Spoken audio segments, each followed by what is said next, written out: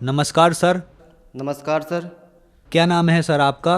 मेरा नाम भरत गुप्ता, जिला हमीरपुर, यूपी से रहने वाला हूँ। सर, संत रामपाल जी महाराज से नाम दीक्षा लेने से पहले आप क्या भक्ति साधना करते थे? सर, जो हिंदू धर्म में प्रचलित भक्ति है, जैसे कि गणेश जी को मानना, शंकर जी को मानना, विष्णु जी को मानना, बस इन्हीं सारी देवी देवताओं की भक्ति करता था। मेरा ज़्यादा इंटरेस्ट नहीं होता था, क्योंकि मैं स्टडी करता था, तो बस थोड़ी सी यही कि कभी कभार बस मंदिर चला जाता था, बाकी कोई डट के भक्ति नहीं करता था मैं सर।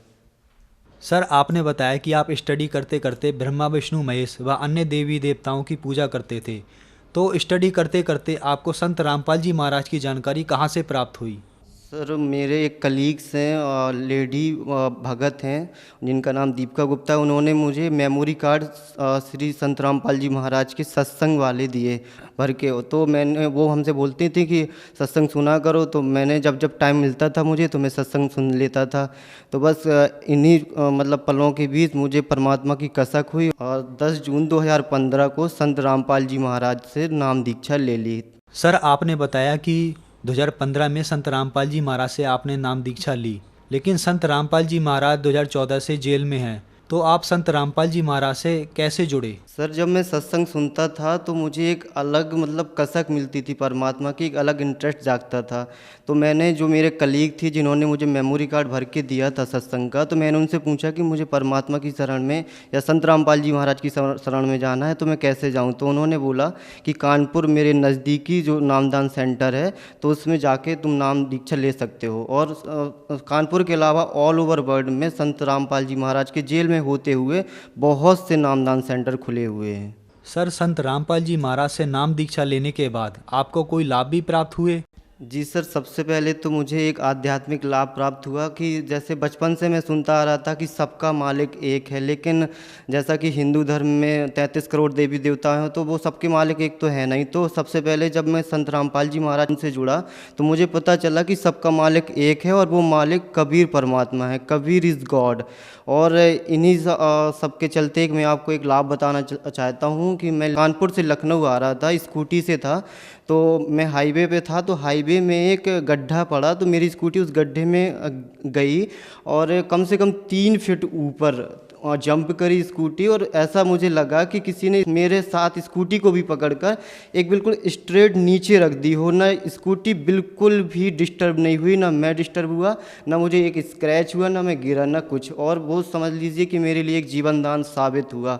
और ऐसे ही मैं एक बार लखनऊ में मेन सड़क पे स्कूटी से था, तो मैं मतलब पैर मेरे रोड पे थे, सड़क पे थे, तो एक ऑटो का एक पहिया, लेफ्ट वाला पहिया मेरे पैर पे चढ़ गया।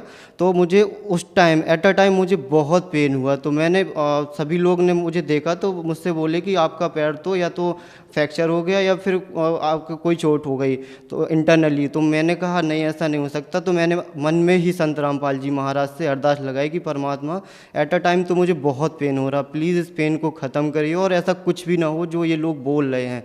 तो ज़्यादा से ज़्यादा मैक्सिमम टाइम 5 मिनट में मेरा वो पेन ख़त्म हो गया। ना मुझे कोई स्क्रैच, ना कोई फ्रैक्चर, ना कोई हड्डी, कुछ भी नहीं टूटी। मैं जैसा था वैसा ही कि वैसा हूँ।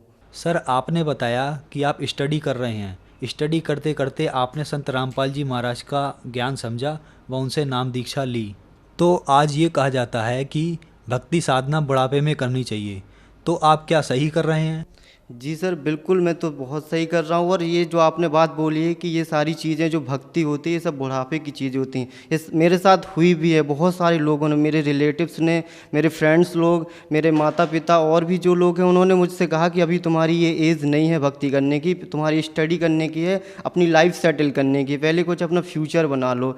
लेकिन मुझे लगता है कि ये फ्यूचर तो जब हम ही नहीं रहेंगे, तो ये फ्यूचर क्या होगा? अगर मान लीजिए मैं कुछ बन गया और मेरी कल के दिन कोई डेथ हो गई, तो वो किस काम की मेरी पोस्ट? इसीलिए ये जो भक्ति करते हैं, ये कोई एज से नहीं होती, ये जब परमात्मा की शरण मिल जाए हमें तब ग्रहण करनी चाहिए। संत रामपाल जी कहते हैं कि हमें तो भक्ति हर पल, हर श्वास वो श्वास से करनी चाहिए, जिससे हमारा पास्ट और फ्यूचर और प्रेजेंट तीनों हमारा अच्छा बने, ताकि हम अपनी बुढ़ापे को भी जवानी के तरीके से काट पाएँ। जो भी भगत लोग या जो भी भाई संत रामपाल जी महाराज से जुड़े हैं, बूढ़े हैं, वो भी अपने ये बुढ़ापे को एक अच्छे और सरल तरीके से काट रहे हैं।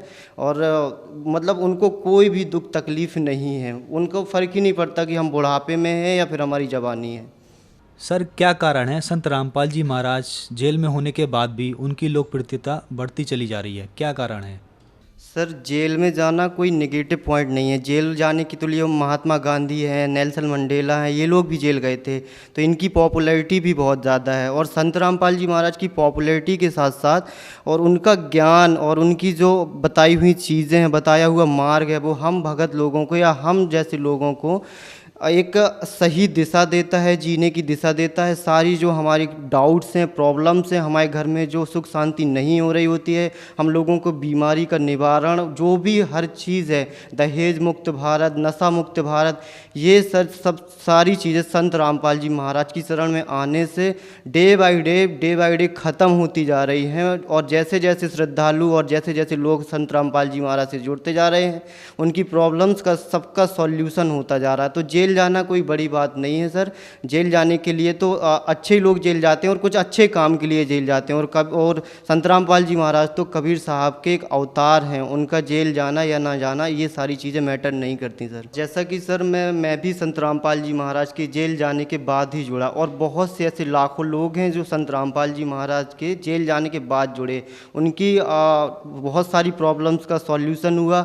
बहुत बड़ी बड़ी बीमारी जैसे कैंसर जैसी लाइलाज बीमारी का भी संत रामपाल जी महाराज से जुड़ने पर उसका निवारण है। और उनकी पॉपुलैरिटी और उनकी जो लोकप्रियता है वो इन्हीं सब चीज़ों से बनी हुई है। वो सारे हर दुखों का निवारण करते हैं, हर छोटे से छोटे और बड़े दुखों का निवारण करते हैं। संत रामपाल जी के ऊपर पूरा विश्वास है कि उनकी जो भक्ति है, उनके बताए हुए मार्ग है, उसमें एक ना एक दिन पूरा विश्व जुड़ेगा। और उनकी जो पॉपुलैरिटी है उनको कोई भी नहीं रोक सकता, जहाँ तक कि कोई भी पावर उनकी शक्ति को नहीं रोक सकती। सर आपने कहा कि संत रामपाल जी महाराज से जुड़िए। संत रामपाल जी महाराज आज जेल में हैं, तो उनसे कैसे जुड़ा जा सकता है? सर टीवी में उनका सत्संग आता है कोई भी चैनल पर, तो उसमें एक लाइनिंग आती रहती है कंटिन्यू जब तक उनका सत्संग चलता है। तो उन पर जो नंबर दिए गए होते हैं उन पे आप कांटेक्ट कर सकते हैं। तो उस नंबर के जरिए आप जब कांटेक्ट करेंगे तो आपके जो नज़दीकी नामदान सेंटर है उस पर आपको पता चलेगा कि हमारे नज़दीकी नामदान सेंटर कहाँ पे है। उस पर आप फ़ोन करिएगा तो आप वहाँ पे जाके संत रामपाल जी महाराज से दीक्षा ले सकते हैं। धन्यवाद सर।